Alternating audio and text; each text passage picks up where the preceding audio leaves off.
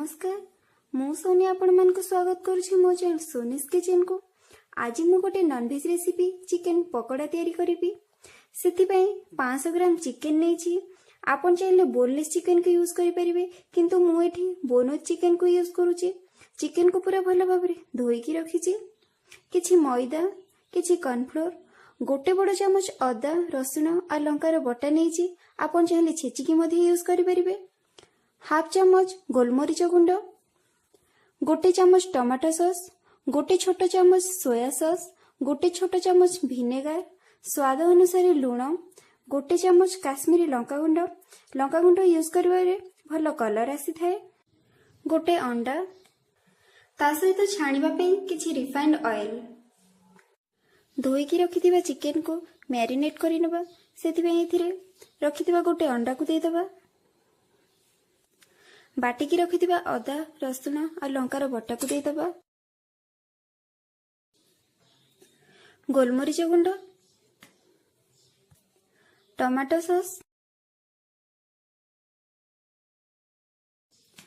सोया sauce, vinegar. मु एठी chilli sauce को यूज करूनी, जेहेतु अदा रसुण बाटिबारे मु एठी लंका को यूज करथिली, तेणुकर एठी चिली सॉस को यूज करूनी। काश्मीरी लंका गुंड एटा बेसी राग न थाए आ भलो कलर आसी थाए। स्वाद अनुसार लूण। तो एबे सब जिंस को पूरा भलो भाबरे मिक्स करि नबा।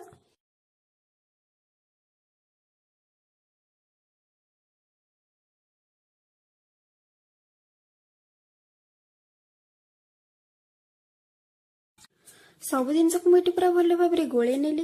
एबे इथिरे आवश्यक अनुसार मैदा आ कॉर्नफ्लोर देकी गोले नबा। तो मु प्रथम इथिरे 3 चमच मैदा दूची, 2 चमच कॉर्नफ्लोर। मैदा आ कॉर्नफ्लोर को चिकन सब पूरा भल भाव मिक्स करि नबा।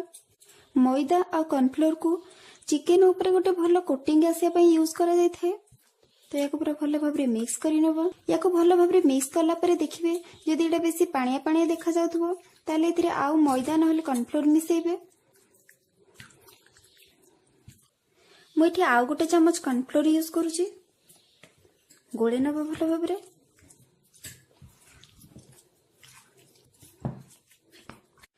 चिकन को मु भल भाव रे गोळे नेली। एबे याको कवर करिकी आधा घंटा रु 45 मिनिट मैरिनेट हवा पे छाड़ी दबा।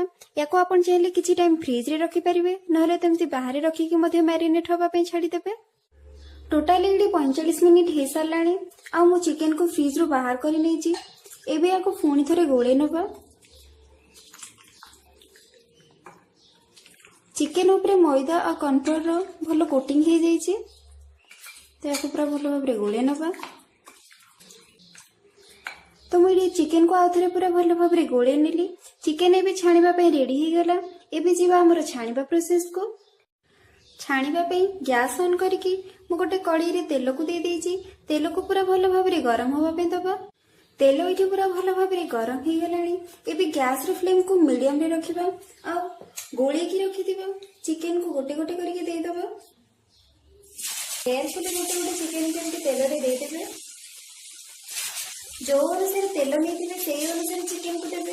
अधिका चिकन दबा द्वारा चिकन परस्पर सहित लगी आ भल भाव छाणी ही पारबनी। प्रथम या गोटे मिनिट पर्यंत छाणी हवा दबा। गोटे मिनिट पर चिकन को टिके ओलट पालट कर नबा। चिकन जमी समान भाव छाणी हम ताको एमती टिके गोले नबा।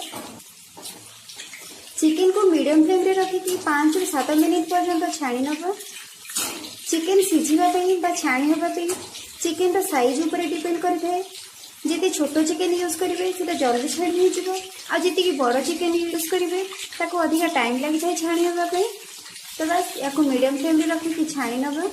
जे पर्यंत यार गोल्डन ब्राउन कलर न आसी छी याको छाणी नेबे।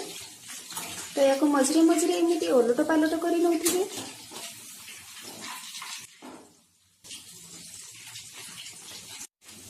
चिकन ये पूरा भल भाव छाणी ही गोल्डन ब्राउन कलर आसीगला।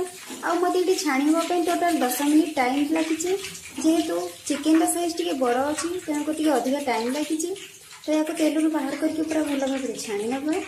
आ या गोटे टिश्यू पेपर देदेव जहाद्वारा कि एक्स्ट्रा ऑयल तक बाहरी जीव। तो या साइड कर रखी नब आउ बाकी रही चिकेन को मत से सेम प्रोसेस रे छाणी नब।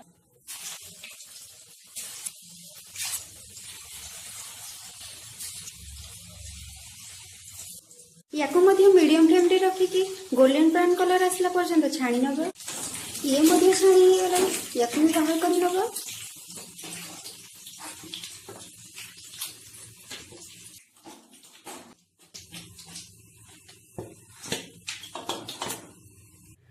प्रस्तुत हो गला गर्मा गर्म चिकेन पकोड़ा। या आपण कंचा लंका पियाज और टमाटो सॉस सहित लगे खातु और एंजॉय करंतु। आ जदि आपण मानकु मो वीडियो गुड़िक भल लगे तेबे प्लीज लाइक शेयर और सब्सक्राइब करंतु।